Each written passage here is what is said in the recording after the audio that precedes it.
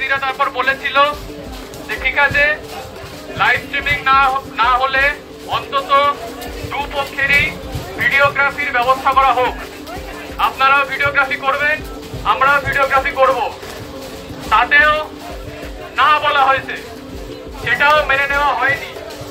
Ultimately সব শেষে আমাদের দাদা দিদিরা শুধুমাত্র আজকে সকালবেলা যেহেতু আমাদের রাজ্যের মাননীয় মুখ্যমন্ত্রী আমাদের এখানে এসেছেন, উনি এসে আমাদেরকে অ্যাড্রেস করেছেন আজকে সকালে, শুধুমাত্র তার কথা চিন্তা করে, তার এই পদক্ষেপের কথা চিন্তা করে শেষ অবধি আমাদের দাদা দিদিরা বলেছিল যে ঠিক আছে আমাদের কিচ্ছু চাই না, আমাদের আসল দাবি হচ্ছে বিচার।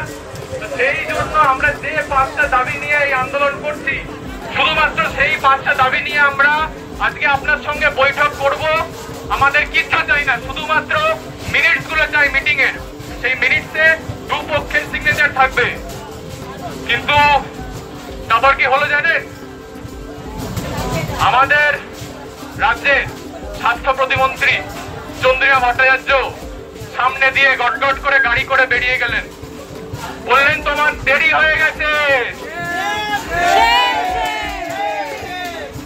আর মিটিং করা যাবে না।